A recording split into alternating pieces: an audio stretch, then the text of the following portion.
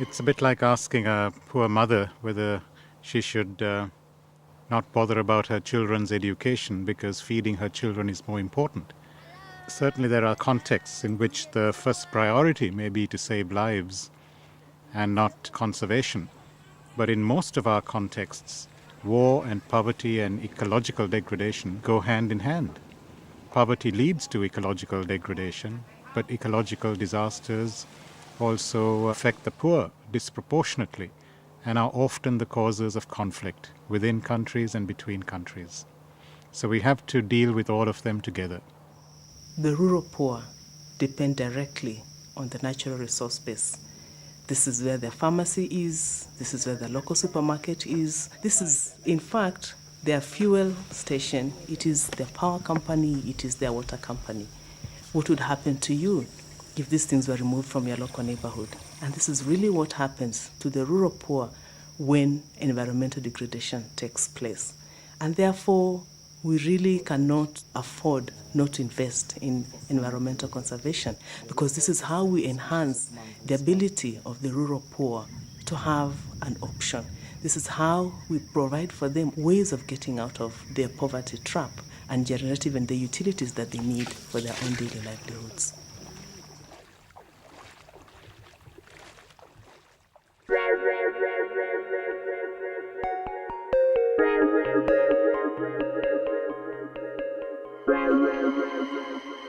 As a biologist, I know that the environmental crisis is really serious.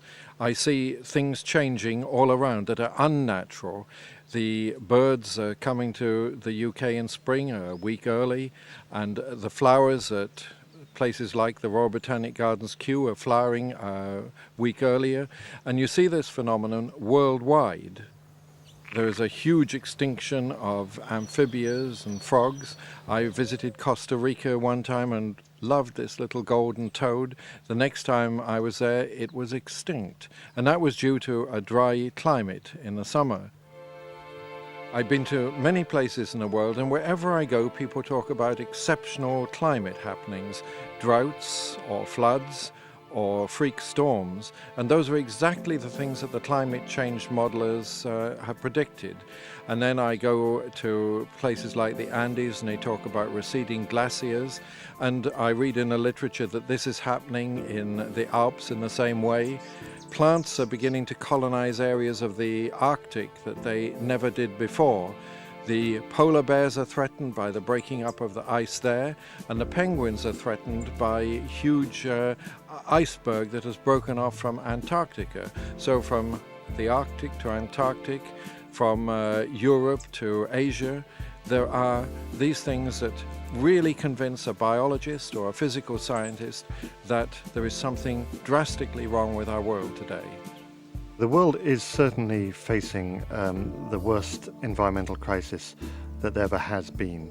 All the data show a major reduction in biodiversity, species extinctions at a rate that's completely unparalleled. We have 12% of birds, 23% of mammals, 32% of amphibians threatened with extinction.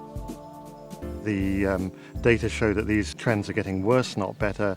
We have climate changing more rapidly than at any other time before. We have increased pollution, especially increased nitrogen deposition around the world. We're moving into a phase that's completely uncharted territory as far as the future is concerned. And the future impacts that this could have on human life are very uncertain, but it's an experiment that we should never have been conducting in the first place.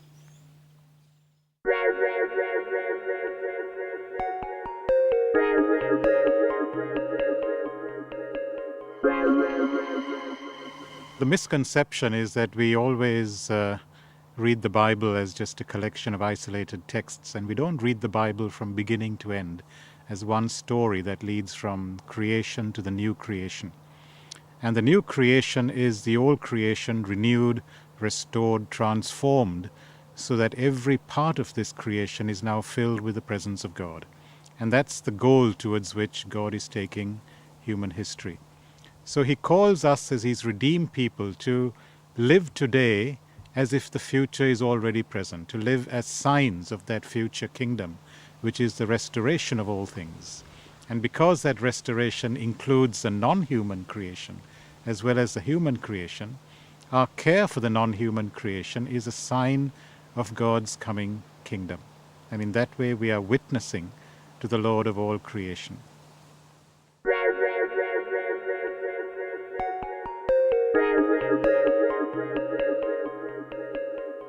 Our Russia makes a significant difference to the conservation movement because it is Christians who are practicing conservation.